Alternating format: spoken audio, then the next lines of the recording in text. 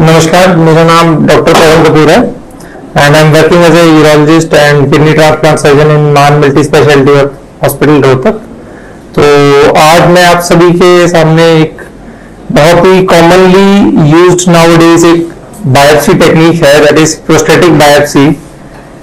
उसके रिगार्डिंग कुछ मिथ्स हैं, कुछ उसके रिगार्डिंग जो फ्रीक्वेंटली आस्क्ड क्वेश्चंस हैं, that I am going to take up today.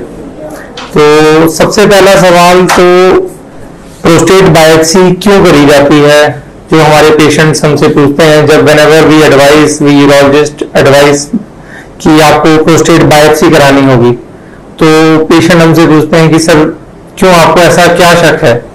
तो जब हमारे पास कई बुजुर्ग पेशेंट आते हैं जिनको प्रोस्टेट यानी गरूद के सिम्टम्स होते हैं, यानी कि जैसे बार बार पेशाब आना या पेशाब की धार कमजोर होना, पेशाब की धार बीच में टूट जाना या पेशाब के लिए जोर लगाना या पेशाब करने के बाद ऐसा महसूस होना कि पेशाब अभी पूरी तरह से खाली नहीं हुआ, पेशाब की थैली में अभी भी पेशाब कुछ बाकी है। तो जिस समय हम उनको इवैल्यूएट करते हैं फॉर फर्दर ट्रीटमेंट, तो कई बार हम एक टेस्ट कराते हैं जिसका नाम होता है PSA, प्रोस्टेट स्पेसिफिक एंटीजन। तो उसमें पेशेंट्स का जब वो PSA लेवल्स काफी ज्यादा बढ़े आते हैं तो हम कई बार सस्पेक्ट करते हैं कि this patient should undergo biopsy. ऐसा नहीं है कि जिस पेशेंट का PSA बढ़ा है उसको 100% कंफर्म ही है कि उसको प्रोस्टेट का कैंसर ही होगा। PSA is prostate specific, not cancer specific. तो प्रोस्टेट की कई बीमारी जैसे जिन्हें हम प्रोस्टेट का इंफेक्शन यानी कि एक्यूट प्रोस्टेटाइटिस, प्रोस्टेट के अंदर मवाद पड़ जाना यानी कि प्रोस्टेटिक एब्सेस, और प्रोस्टेट का कैंसर जिसको हम CA prostate carcinoma of prostate बोलते हैं, इन सभी बीमारियों में PSA जो है हमारा बढ़ जाता है पेशेंट्स का। तो हमें ये पहले अपने यूरोलॉजिस्ट को क्लिनिकल जजमेंट से ये देखना होता है कि whether this patient should undergo a prostatic biopsy और should be given some conservative treatment. फिर उसके बाद हम PSA रिपीट करके देखते हैं। तो जो भी एक स्टैंडर्ड प्रोटोकॉल है उसके बाद जब हमें लगता है कि प्रोस्टेट की बायोप्सी करी जानी चाहिए, तो हम अपने पेशेंट्स को बताते हैं कि आपको प्रोस्टेट बायोप्सी की जरूरत है। तो पेशेंट्स हमसे पूछते हैं कि डॉक्टर साहब ये टेस्ट क्या है, इसे कौन करेगा, इसे करने में कितना हमें दर्द होगा, बाद में क्या क्या कॉम्प्लिकेशंस हो सकती हैं, और इस प्रोस्टेट बायोप्सी का अमूमन खर्चा कितना आता है। तो वन बाय वन मैं सारे क्वेश्चन टेकअप करूंगा। तो वो पूछते हैं कि डॉक्टर साहब ये प्रोस्टेट बायोप्सी ये टेस्ट जो है कोई अलग ही बंदा परफॉर्म करता है या फिर आप ही करते हैं।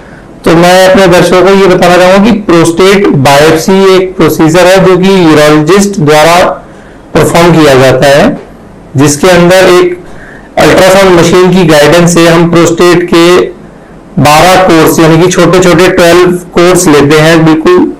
तो और उसके बाद हम उस प्रोस्टेट की जो बायोप्सी हम लेते हैं उसको हम हिस्टोपैथोलॉजिकल एग्जामिनेशन यानी कि दूरबीन के नीचे एग्जामिन करने के लिए भेजते हैं, माइक्रोस्कोप के नीचे।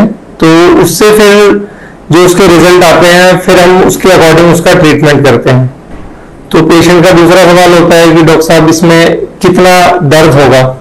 तो इस प्रोसीजर को करने से पहले हम एक प्रोस्टेट का ब्लॉक होता है, प्रोस्टेट की जो नसें होती हैं उनको सुन करने के लिए एक पेरीप्रोस्टेटिक ब्लॉक देते हैं। वो पेरीप्रोस्टेटिक ब्लॉक देने के बाद हम पेशेंट की जो लैट्रिन के रास्ते एक सुन करने की दवाई डालते हैं। फिर एक अल्ट्रासाउंड के प्रोब से प्रोस्टेट को देखते हुए प्रोस्टेट के अलग अलग कोनों से 12 कोर्स हम छोटे छोटे कोर्स लेते हैं बायोप्सी गन से, जिससे फिर हम उस कोर्स को जांच के लिए भेजते हैं और उसके रिजल्ट के अकॉर्डिंग फिर हम उनका ट्रीटमेंट कर पाते हैं। तो वो बोलते हैं कि डॉक्टर साहब इस एज में ज्यादातर प्रोस्टेट कैंसर एक बुजुर्गों की बीमारी है, तो बुजुर्ग खुद और उनके अटेंडेंट्स, उनके रिलेटिव्स वरीड होते हैं इस बात को लेके कि डॉक्टर साहब क्या क्या ऐसी प्रॉब्लम हो सकती है। तो प्रोस्टेट बायोप्सी कराने से पहले हम सारी चीजें रूटीनली चेक करते हैं, जैसे पेशेंट की कोआगुलेशन प्रोफाइल, उनका खून सही तरीके से जम रहा है या नहीं जम रहा है, उनके पेशाब में कोई इन्फेक्शन वगैरह तो नहीं है। यदि पेशाब में कोई इन्फेक्शन होता है तो हम प्रोस्टेट बायोप्सी से पहले कुछ दिन एंटीबायोटिक्स देते हैं। यूरिन कल्चर जब ठीक आ जाता है उसके बाद ही हम प्रोस्टेट बायोप्सी जो परफॉर्म करते हैं। उसके बावजूद भी पेशेंट को हम बताते हैं कि कुछ कॉम्प्लिकेशंस पेशेंट को प्रोस्टेट बायोप्सी के बाद हो सकती है, जैसे कई बार पेशाब का बंधा पड़ जाना, बायोप्सी के तुरंत बाद। कई बार पेशाब के अंदर हल्का फुल्का खून आना, लैट्रिन के रास्ते खून आना या बुखार आना, ये सब चीजें काफी कॉमन है। These are minor complications, but जब हम बोलते हैं कि ये सब चीजें जब बहुत एक्सेस में होने लगे कि बार बार पेशाब में खून आ रहा है या हाई ग्रेड बुखार आ रहा है पेशेंट को, तो हम फिर पेशेंट को बोलते हैं कि उस समय फिर आपको वापस आकर हॉस्पिटल में एडमिट होना होगा।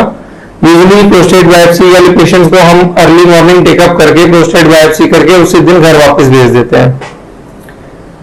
फिर पेशेंट पूछता है कि डॉक्टर साहब इसका लगभग एक्सपेंस कितना आता है, तो ये बड़ा ही थोड़ा सा वेरिएबल क्वेश्चन है, क्योंकि it depends on the city and depends upon the hospital in which you are performing the test.